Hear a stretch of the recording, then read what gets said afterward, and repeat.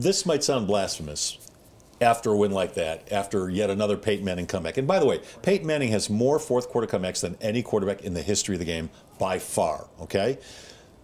Call me blasphemous. Does that count? Wait, before you call, so call me crazy, call you blasphemous. Right. But before you get into that, do you consider that a comeback? Jimmy, roll the tape. Was that, he has more comeback victories in the fourth quarter than any other quarterback. Are you saying because the win came as a result of a defensive play? Was that a comeback victory for Peyton Manning? No, it was a comeback tie. So he has 51. Is that 52 or does it stay at 51? You know what? I'm not sure. I think it depends on if you're talking coming back to tie the game or coming back to win the game. It's two different categories. But if you come back to tie the game, you ultimately will win it or lose it, correct? Correct.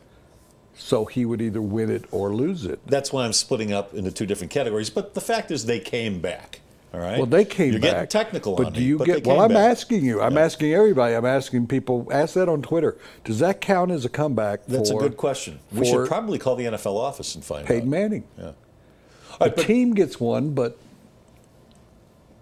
does he? All right. Let me go back to call me blasphemous. All right. All right. Oh, call me gosh. blasphemous. We're now going to have a religious discussion. You bring it up, Tebow? I didn't think he played very well for most of the game.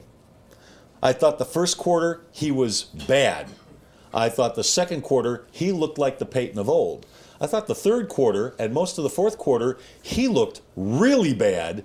And then at the end of the game, the last drive, he looked like the Peyton of old again. I thought it was a very up and down performance, Woody. Now that's not to say he did it when he had to do it. But here's the other thing: the standards that he has set throughout his career are so high that when he, now at 39, still doesn't meet those standards, the critics come out in droves. Will you do me a favor? Yeah. I don't ask you many favors, because your boy Mike Shanahan, I say your boy, but he's my you're friend. good friends, and you've watched some games with him.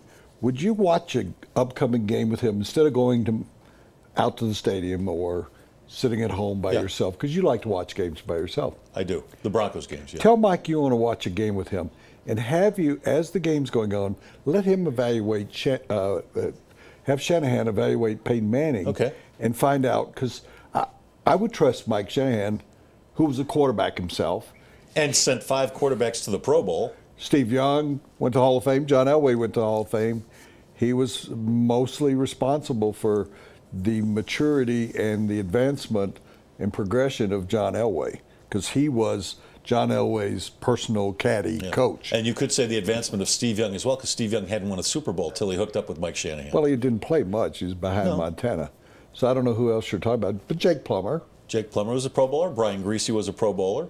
He did. Well, he made the Pro Bowl one year. Yeah, but and Jay Cutler made the Pro Bowl one year. That's one of those where they got down to the 6th guy. No, but the point is he coached 5 Pro Bowl quarterbacks, and he was a big reason why they all went to the Pro Bowl. That's sort of like me winning the Pulitzer Prize after 5 guys say, I don't want it. You know, sometimes those Pro Bowl things are a little odd. I know. We can argue about the Pro Bowl. Mike Shanahan.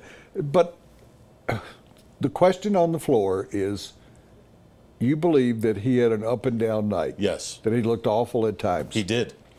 He looked great at the end of the first half. He did. That was the second quarter I'm talking about. He looked like the Peyton of old, the second quarter. Okay, you said that. All right, so I'm in agreement with you. He did look awful in the first quarter. I thought the entire second half he looked very good. The entire second half, really? Yeah. I thought he looked inaccurate. What happened in the third quarter? He was once again overthrowing. Now, it's not totally his fault. The offensive line was bad.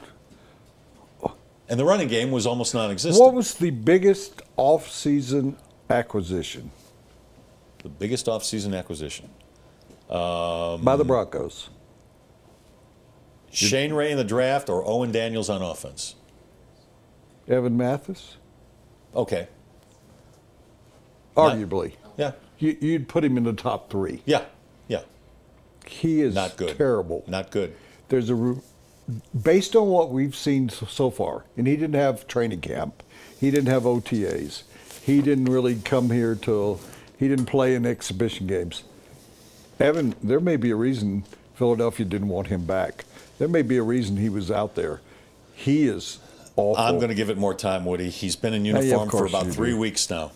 I mean, seriously, athletes are not robots. I mean, they have to have some practice time. They have to get into shape. He's not there yet. That segment brought to you by John Elway Cadillac I'm and going to Park have signs. Meadows. Jimmy, can we get some signs Colorado's that say, wait and see, give it number some one time, be patient? Cadillac dealer.